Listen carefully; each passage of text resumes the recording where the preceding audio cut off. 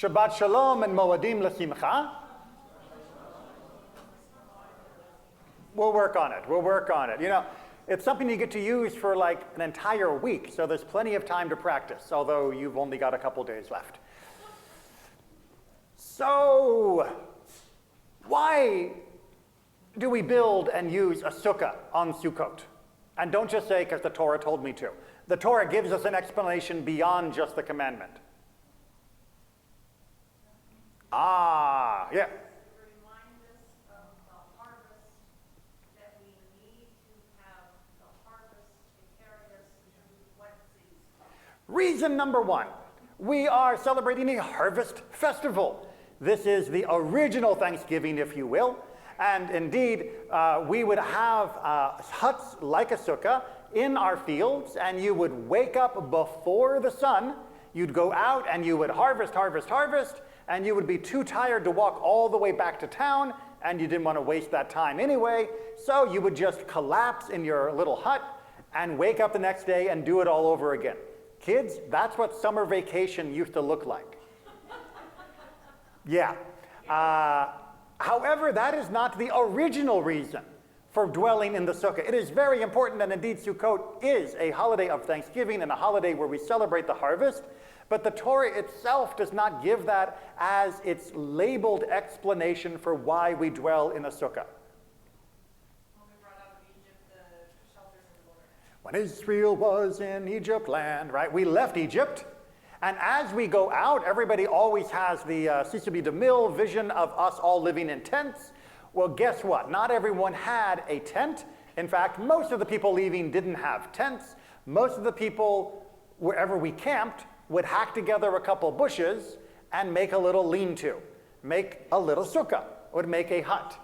And so when we are reflecting on being in the sukkah, we are remembering the exodus from Egypt every bit as much as when we eat matzah at the Passover Seder table.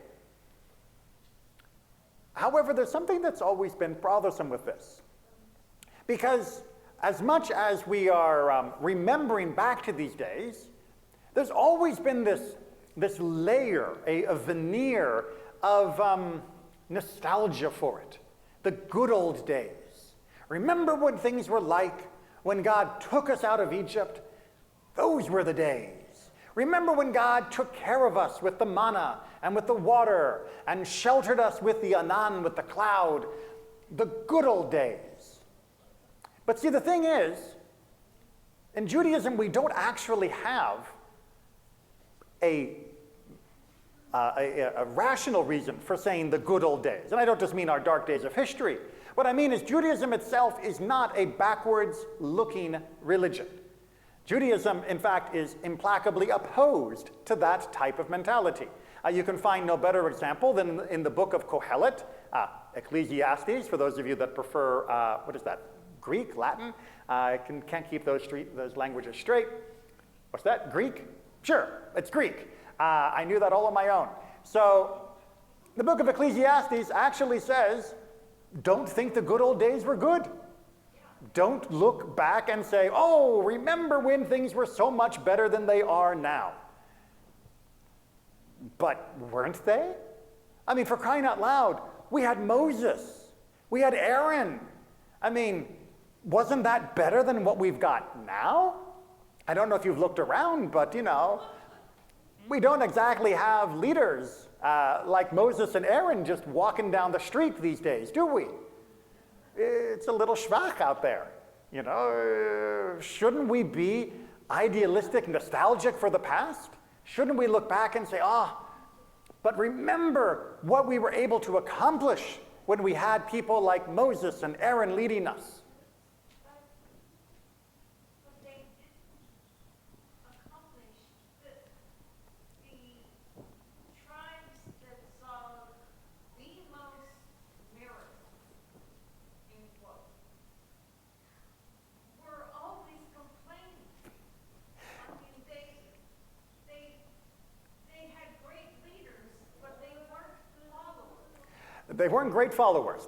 We had great leaders, but we weren't great followers. The tribe, the nation that saw the greatest miracles in the generation of the Exodus were the ones who had the least durable faith out of all of our history. The ones who were given the greatest gifts, not only of leadership, but of God's blessings, had the least gratitude out of all the generations of our history. So maybe the good old days weren't always so good, but see, that's the trick of nostalgia. Because what happens with nostalgia is we remember the good old days better than we were because we remember us now as though we were in then, avoiding the mistakes of then because we have the wisdom of now. Do you follow that logic? All right, so this is what happens in all parts of our life, right? We project our own sense of self and understanding today, which is based, if we are well-balanced and happy, upon the lessons that we learned from the past, whether our own past or our historical past. And then we imagine if only we could go back to that time, if we were there, it would be so much better than now. But you couldn't get to now without going through there. And if you were there, that would be your now, and it would be just as bad as your now is today. Still confusing, right? Yes, exactly. Is it now? No, it's now. No, it's when just now. All right. Okay. Let's look at it from a different point of view. Indeed, this is the way the Talmud brings up this whole question. They deal with the question of leadership in particular. They say, look, Moses and Aaron, they were pretty big guys. Samuel was a pretty big guy. But you know who else were also important Jewish leaders? Gideon, Samson. Gideon, Samson? These are important Jewish leaders. Have you read the stories of Gideon and Samson? Yeah, exactly. Wonderful narratives. Why do you say Jesus? Why don't you say Yeshua? No, because this is the story in the Talmud. It's not my story, it's the Talmud story. And I have to follow what the Talmud actually lays out. I'm not going to edit it. And so, Gideon and Samson, sure, they're helpful. They're part of the Shof team. They're part of the judges that help us during our difficult times. And Yiftach as well, if you know him. Japhet, I believe, is the usual English translation. You know, the guy who ends up sacrificing his own daughter. They say these three are equal to Moses, Aaron, and Samuel. How in the world can you possibly say that a guy who ends up sacrificing his own daughter, another guy with really, really long hair who only does anything good because he happens to be berserking out when he's among our enemies rather than among us, but he's a dangerously unstable personality, absolutely. And another guy who, while willing to go on and lead a wonderful, daring military raid to free us from our oppressors, also institutes a system of idolatry among the Jewish people.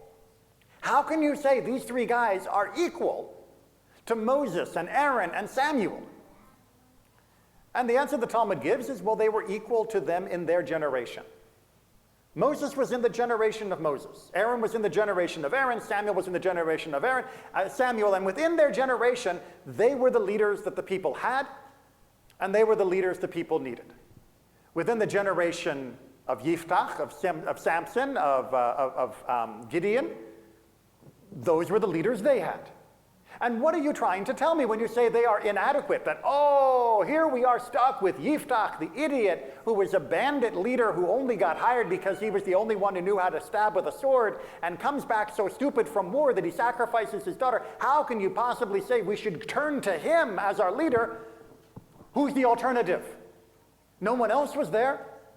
If not for Yiftach, we would have been overrun. If not for Yiftach, half of our country would have been taken. If not for Yiftach, we would have lost the war.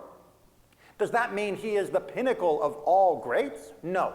But if you lived in the generation of Yiftach and you turned your back on him because he wasn't Moses, then you would have ended up with nothing.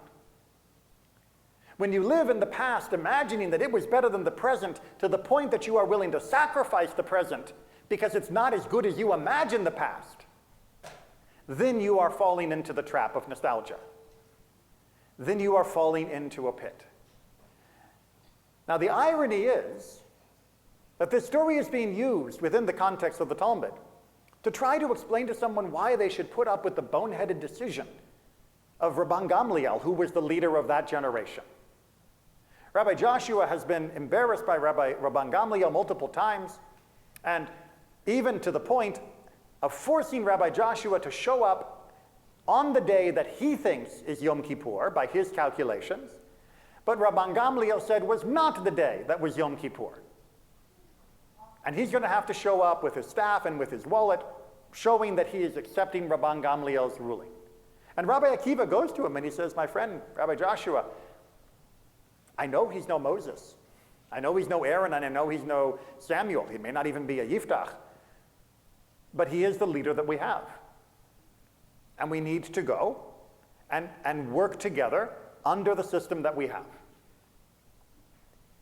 And when Rabbi Joshua shows up, Rabban Gamliel humiliates him again. And at which point they have a coup.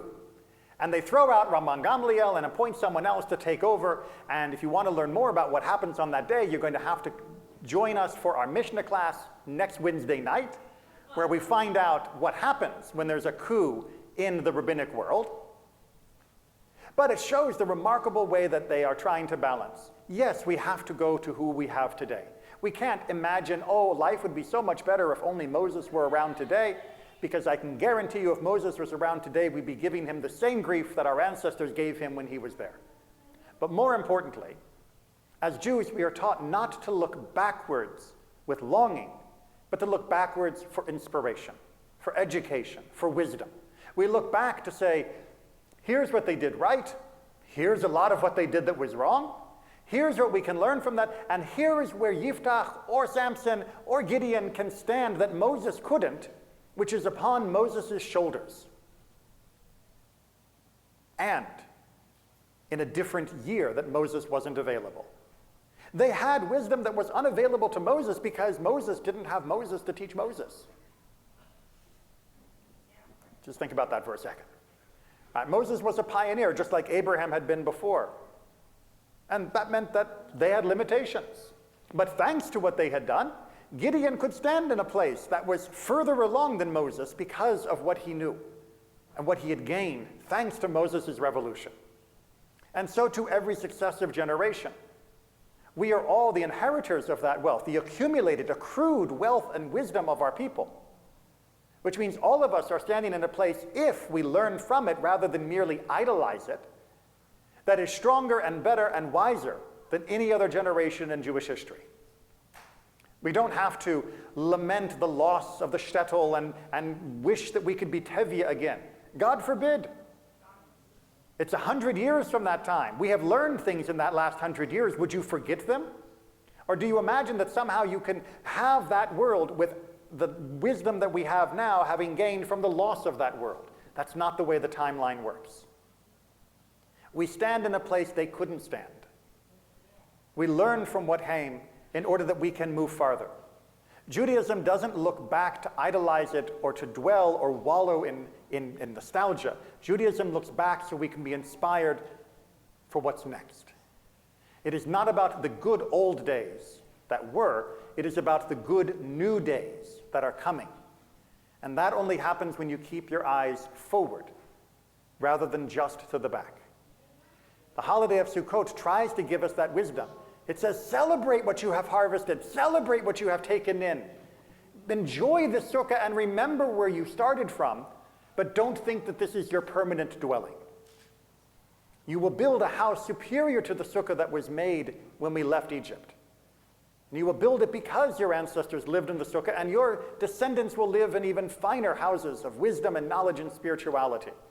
Keep looking forward with what you have harvested from your past. Do not wish that you were there. Wish that what is coming will only come sooner. Shabbat Shalom and Moadim L'Simcha.